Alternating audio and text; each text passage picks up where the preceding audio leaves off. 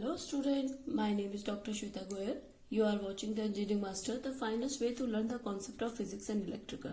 So here we will talk about what you can do after graduation. Okay हम यहाँ पर बात करेंगे कि आप ग्रेजुएशन के बाद क्या कर सकते हैं। मेरे प्रीवियस वीडियोस में आप लोग मैंने जो अपलोड किए हैं उसमें आपने देखा हम 10th के बाद क्या कर सकते हैं, हम 12th के बाद क्या कर सकते हैं। तो here I am come after graduation. Okay, so graduation अगर आपने की है, आपने 12th के बाद ग्रेजुएशन चूज किया है, you can go for the engineering student, medical student, degree student, teaching and others. Okay, you all are student. आप कहीं ना कहीं पे जॉब करेंगे, ठीक है। आप कहीं ना कहीं ग्रेजुएशन तो करेंगे 12th के बाद।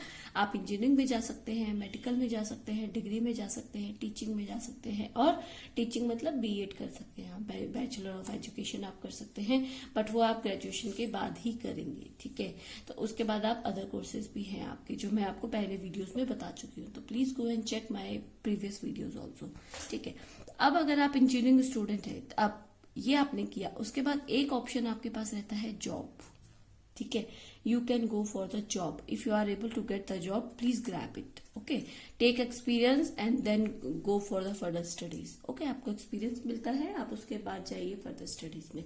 अब आप अगर इंजीनियरिंग स्टूडेंट हैं, ठीक है, अब हम बात करते हैं अगर आप इंजीनियरिंग स्टूडेंट हैं, आपने किसी भी स्ट्रीम से किया है, मैंने आपको बताई कि कौन कौन सी स्ट्रीम होती है, इलेक्ट्रिकल, केमिस्ट्री, मैथ्स, बायोटेक, कोई भी स्कीम आप ले सकते हैं, ठीक है। उसके बाद you can go for MBA.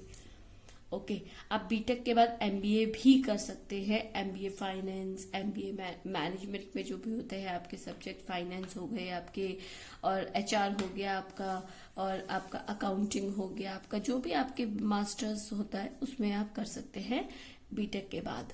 Next, you can also go for technical, that MTech. Okay, master in technology. अगर आपने बीटेक किया है तो you can go for the MTech and PhD. आप एमटेक भी कर सकते हैं, उसके बाद आप पीएचडी कर सकते हैं, उसके बाद आप रिसर्च एसोसिएट के लिए एलिजिबल होते हैं, ठीक है।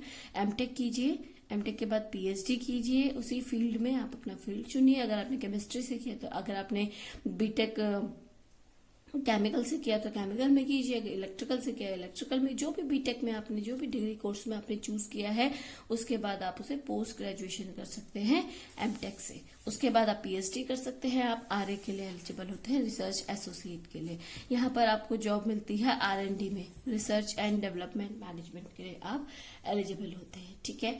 और एक आप कर सकते हैं, नेट का एग्जाम दे सकते हैं, एनईटी का एग्जाम देकर आप जेआरएफ और एसआरएफ के लिए एलिजिबल हो सकते हैं, ठीक है। आप क्या कर सकते हैं, जेआरएफ एसआरएफ के लिए एलिजिबल हो सकते हैं।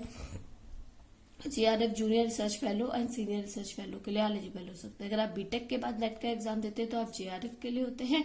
अगर आप एमटेक के बाद देते हैं आप एसआरएफ के लिए होते हैं। अगर आप पीएचडी के बाद देते हैं तो आप आरए रिसर्च एसोसिएट के लिए अप्लाई कर सकते हैं, ठीक है। मतलब अगर आप ग्रेजुएशन के बाद अगर आप रिसर्च में जाना चाहते हैं तो आपको नेट का एग्जाम देना पड़ता है, आप जेआरएफ के लिए एलिजिबल होते हैं। अगर आप एसआरएफ के लिए एलिजिबल होना चाहते हैं तो आपको एमटेक करना पड़ता है, आप एसआरएफ के लिए एलिजिबल होते हैं। अगर आप रिसर्च एसोसिएट बनना चाहते हैं तो आपको पीएचडी करनी होगी अपने फील्ड में। Now you are eligible for RA, research associate. Okay, these are some scheme. ये आपके कुछ स्कीम्स होती है। आपको नेट का एग्जाम क्लियर करना पड़ता है, एनईटी नेट, फिर आप कर सकते हैं, ठीक है। आप बीटेक के बाद गेट का एग्जाम दीजिए। आप गेट का एग्जाम के बाद आप एमटेक के लिए अप्लाई कर सकते हैं। एमटेक गेट का एग्जाम देने के बाद आप एमटेक के लिए अप्लाई कर सकते हैं। आजकल तो कॉलेजेस अपने एग्जाम भी कराते हैं, बहुत से कॉलेजेस है जो अपने एग्जाम कराता है, उसके बाद भी आपको अप्लाई कर सकते हैं। बट गेट की वैल्यू बहुत होती है, तो अगर आप बीटेक के बाद गेट की तैयारी करें या गेट की प्रिपरेशन भी आप करते हैं तो आप एमटेक के लिए एलिजिबल होते हैं, ठीक है। आप गेट का अगर पेपर देते हैं तो आप एमटेक के लिए भी एलिजिबल होते हैं। और गेट के थ्रू बहुत से पीएसयूज भी आजकल अप्लाई कर सकते हो आप। आपके इंडियन ऑयल हो गया, आपका आईओसीएल हो गया, आपका ये डीआरडीओ हो गया, ठीक है, आपका डीएमआरसी हो गया, बहुत से आपके पीएसयूज हैं। They are taking see, Coal India हो गया, सेल हो गया, गेल हो गया, ये सारे जितने भी आपके बड़े बड़े पीएसयूज हैं, ये सब आपके गेट के थ्रू लेते हैं। तो अगर आप इंजीनियरिंग गवर्नमेंट में जाना चाहते हैं तो आप गेट भरिए। गेट में अगर आपकी अच्छी स्कोरिंग आती है तो ये आपको ये आपको डायरेक्टली इंटरव्यू के लिए कॉल आ सकती है यहाँ से, ठीक है, गेट का एग्जाम। और you can go for any competitive exam. Okay, आपने ग्रेजुएशन कर लिया, बीटेक कर लिया, इंजीनियरिंग स्टूडेंट है, तो आप क्या कर सकते हैं, किसी कॉम्पिटिटिव एग्जाम की तैयारी कर सकते हैं उसके according to your BTech field. आपका बीटेक फील्ड जो भी है उसके अकॉर्डिंग आपके जो भी कॉम्पिटिटिव एग्जाम्स होते हैं आप उसकी तैयारी कर सकते हैं, ठीक है। Next, if you are a medical student, अगर आप मेडिकल स्टूडेंट हैं तो आपके पास 3 ऑप्शन होते हैं। आप प्रैक्टिस कर सकते हैं डायरेक्ट, एमएस के लिए अप्लाई कर सकते हैं और एमडी के लिए कर सकते हैं। इन सब के कॉम्पिटिटिव आपके इन दोनों के लिए एग्जाम होते हैं, उसके बाद आप उनके लिए अप्लाई कर सकते हैं, ठीक है। तो मेडिकल के लिए आपका क्या है, प्रैक्टिस होगा, एमएस होगा, एमडी होगा, ठीक है। तो उसके बाद आप फर्दर अपनी सर्जन के लिए कर सकते हैं, ठीक है। नाउ टीचिंग स्टूडेंट अगर आपने बीएड किया है, एमएड कर सकते हैं, पीएचडी कर सकते हैं अपने फील्ड में, ठीक है। अगर आपने किसी भी स्ट्रीम से अगर आपने बीटेक ग्रेजुएशन की है, उसके बाद आप बीएड कर सकते हैं। 2 साल का बीएड होता है आपका, अब 2 साल का होने लगा, वैसे 1 साल का होता था, तो आप 2 साल का बीएड कर सकते हैं, एमएड कर सकते हैं, पीएचडी कर सकते हैं। Then you are eligible for lecturer और असिस्टेंट प्रोफेसर। ओके, ना पोस्ट ग्रेजुएशन के लिए आप क्या कर सकते हैं, आप एमए कर सकते हैं किसी भी लैंग्वेज में, MA Telugu, MA English, MA Hindi, MA economics, MA sociology, political science, public admin, public relation. Okay, आप एमएससी कर सकते हैं, एमएससी आप कर सकते हैं किसी भी सब्जेक्ट में, एमएससी कंप्यूटर, आप MSc commerce, MSc computers, MSc electronic, जो भी आपने बीएससी के लिए लिया है, MSc botany, MSc zoology, MSc physics, MSc home science, MSc entry drop, MSc psychology, MSc biochemistry, biotech, microbiology, MSc virology, आप जिसमें भी आपने बीटेक किया है आप उसमें एमएससी कर सकते हैं। एमकॉम आप कर सकते हैं, मास्टर इन कम्युनिकेशन। अगर आपने बीकॉम किया है तो आप एमकॉम कर सकते हैं।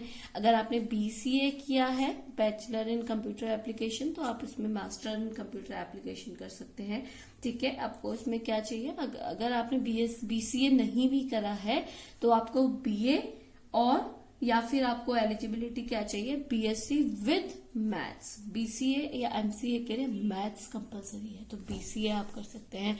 नेक्स्ट, आप इसमें एलएलएम कर सकते हैं। अगर आपने पोस्ट ग्रेजुएशन करनी है तो अगर आपने एलएलबी, अगर आप लॉ के स्टूडेंट हो तो आप एलएलएम कर सकते हैं, ठीक है।